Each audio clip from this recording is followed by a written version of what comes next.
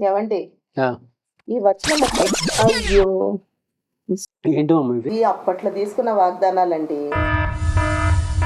Promise cards గురించి నీకు తెలుసా?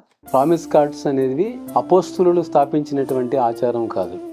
ఇది కొన్ని దశాబ్దాల క్రితం వచ్చినటువంటి ఆచారం. ప్రామిస్ కార్డ్స్ తీసుకోవటం అనే ఆచారం ద్వారా చాలామంది కూడా ఆధ్యాత్మిక అనక్షరాస్యులు అవుతున్నారనే విషయం నీకు తెలుసా?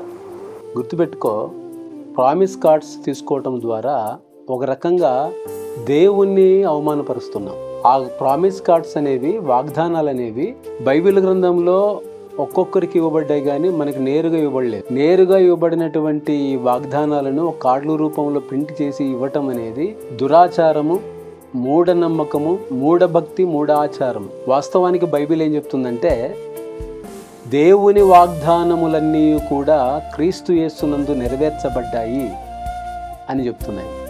అంతేకాకుండా యేసు ప్రభువును అనుసరించటం ద్వారా వాగ్దానాలన్నీ కూడా మనం స్వతంత్రించుకున్న వారమై యేసు ప్రభు ద్వారా వాగ్దానము చేయబడిన నిత్య జీవము పొందుకుంటామని బైబిల్ చెప్తుంది.